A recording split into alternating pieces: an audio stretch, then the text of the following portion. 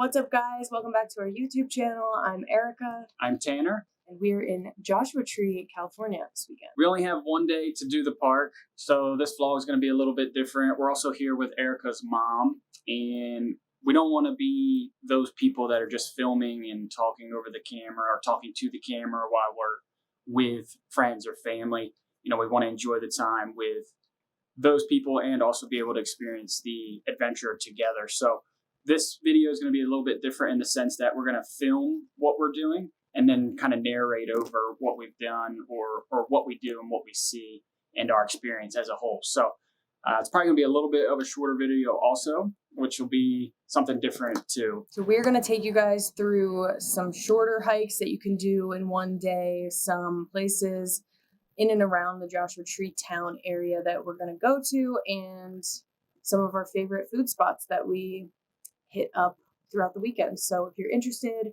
in seeing our Joshua Tree weekend vlog, settle in and let's get to it.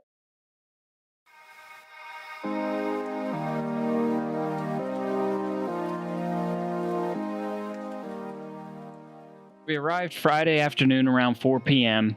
After unloading and unpacking our bags, we headed to the Joshua Tree Saloon. It was a quick 3-minute walk from our Airbnb, where Erika and I both got the pulled pork sandwich, which I'm realizing I ordered in our last vlog as well. And while I do like pulled pork sandwiches, they're not my go-to. I guess it was just the best looking thing on the menu both times. Anyhow, the food was pretty good, but the atmosphere and the decor were the highlight. After dinner, we headed to the Airbnb to let the dogs out, and we relaxed on the patio while the sun went down.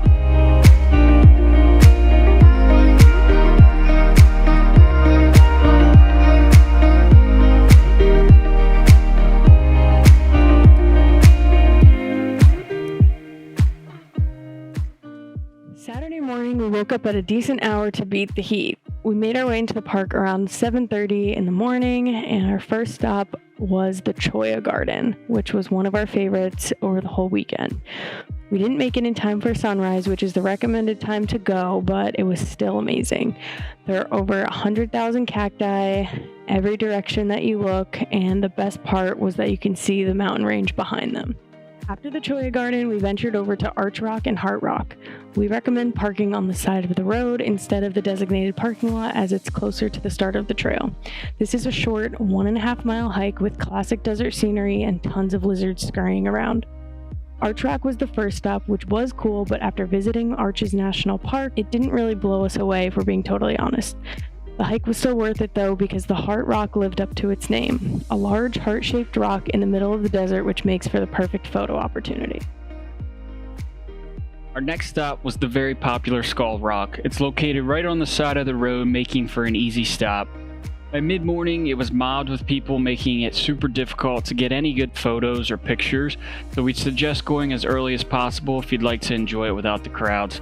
From there, we made our way over to the Hall of Horrors, and to be honest, we were wandering aimlessly, trying to find it due to a lack of signage. Definitely download this trail map beforehand, as there's no service in the park. We did find a mini hall, but it led to a dead end. Apparently the halls are on the backside of the rock formation, which we found out later.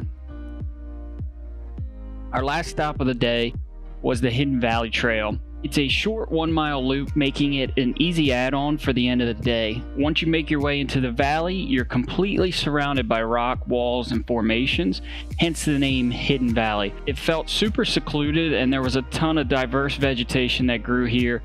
We even saw a couple western chuckwalla lizards sunbathing on the rocks. We made it back to the car around 10:30, 11, and headed back to the Airbnb for brunch. We ate, relaxed, and stayed out of the heat before we ventured to Pioneer Town later that afternoon.